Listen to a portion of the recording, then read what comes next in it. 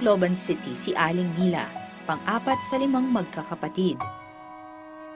Mahirap lamang ang pamilya ni Aling Mila. Pagsasaka ang pangunahing kabuhayan ng kanyang ama. Hirap ang kanyang mga magulang sa pagpapaaral sa kanila, kung kaya't sa murang edad ay minabuti niya na makipagsapalaran. Ako po si Nila Passion, tubo po ng Tacloban. Ang aming buhay po sa aming lugar, sa aming Kabisayaan, mahirap lamang po.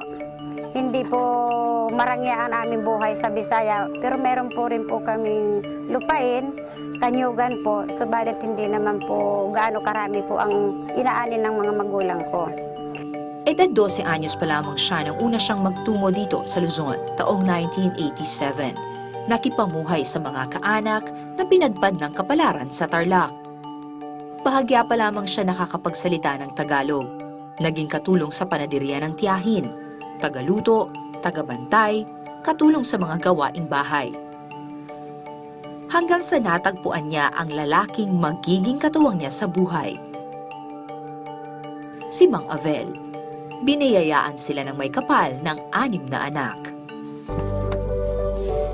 Sa simpleng buhay, sikap at tiyaga ay naitaguyod nila ang pag-aaral ng mga anak.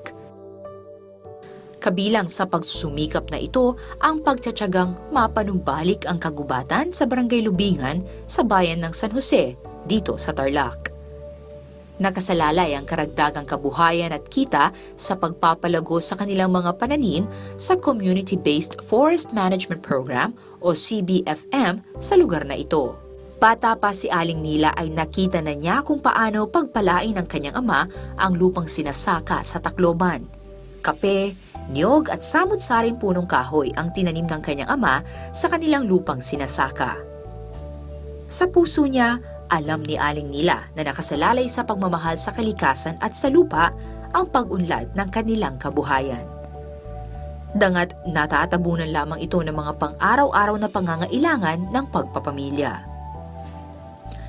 Si Mang Avel at ang kanyang panganay na anak na si Joey ang naging susi upang masumpungan muli ni Aling Mila ang bigkis na nag-uugnay sa kanya at sa lupang pinagyayaman. Inumpisahan po ng aking kabiyak at ng aking pong panganay. Doon po ako nagka-interes na magtanim. Magtanim po dyan sa CBFM kasi po doon po ang aming pong kabuhayan. Sa tulong po ng DENR, dahil po binigyan po kami ng mga punla upang po itanim po doon. Taong 1999 nang gawaran ng DENR ng CBFM agreement ang grupo ni Mang Avel kasama ang anak na si Joey upang pagyamanin ang mahigit 300 hektaryang kagubatan sa Barangay Lubingan. Nasali po kami ng NDP dahil po doon sa CBFM. Nagmula po sa CBFM, pagkatapos ng CBFM, kami po ibinigyan ng project ng 2012.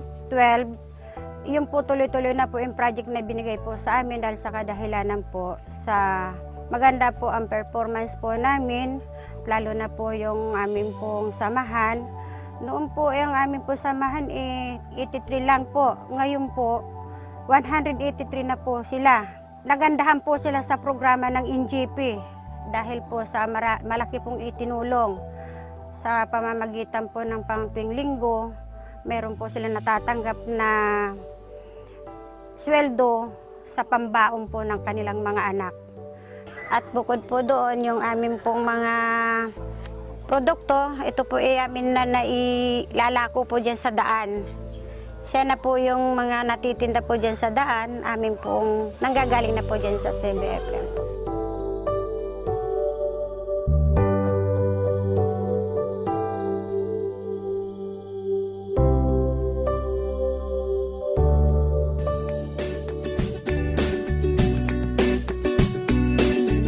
Self-help ang ibinansag sa kanilang samahan. Sariling sikap, pagtutulungan, bayanihan. Ito ang mga adhikaing naging pundasyon ng samahan. Nagsimula ang samahan sa iilang miyembro. Ngayon po na ako'y bilang Pangulo na po, dumami na pong nahikayat upang po sila sumama sa aming samahan. Sa tulong po ng programa po ng NGP upang po manumbalik po ang saya po ng aming kabundukan at maging success po ang aming samahan, sila po bumalik po sa aming pong pagtatanim. Sa bawat punong naitanim, dugo at pawis ang kanilang puhunan. Tiyaga at ang pangarap na maiangat ang antas ng kabuhayan ng bawat isa ang nagpalakas sa kanilang bigkis. Sa NGP po hindi na kami nahirapan dahil po sa araw-araw po namin pinupuntahan at natutunan po namin sa CBFM. Ilang panahon pa at humigit kumulang nasa 200,000 puno na ang kanilang naitanim. Nara, Gimelina, mahogany at kung ano-ano pa. Ang dating kalbo at puro kugon na bundok, ngayon ay natatakpan na ng makapal na kakahuyan. Sariwa ang hangin, masaya ang awit ng mga ibon, musika ang lagaslas ng tubig sa batis, banayad ang klima. Usap-usapan ang mga namamataang buhay ilang tulad ng baboy ramo at usa sa lugar. Meron po kami nakikita ng bakas ng baboy damo po doon at pinagpapaliguan niya. Bukod po doon, meron din po kaming nakita na usam maliit. Yung po tinakbuhan po kami ng usang maliit. Taong 2009 nang sumali ang self-help sa proyektong Upland Development Program o UDP Agroforestry Project upang makatulong sa pagpapagubat.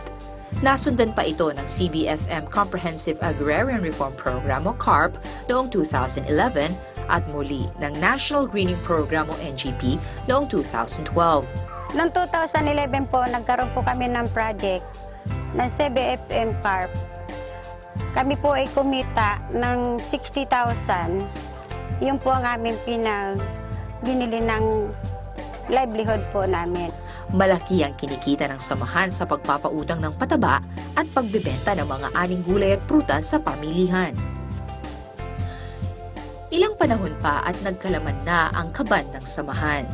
Naging panimulang puhunan nila ang 60,000 piso upang magsimula ng maliit na negosyo. Mayroon din silang arawang kita sa pagtatanim, pagtatabas at pagmementena ng mga plantasyong naitanim na sa ilalim ng iba't ibang reforestation program ng pamahalaan. Tunay na karagdagang kita para sa mga kasapi ng samahan. Sa ngayon, 2 na yung napatapos ko. Kasalukuyan po nasa Sentro Kamiling na yung isa. Ngayon po, maraming salamat po sa NGP at sa CBFM. Patuloy ang pakikibaka sa buhay. Malayo pa ang lalakbayin ng bawat isa.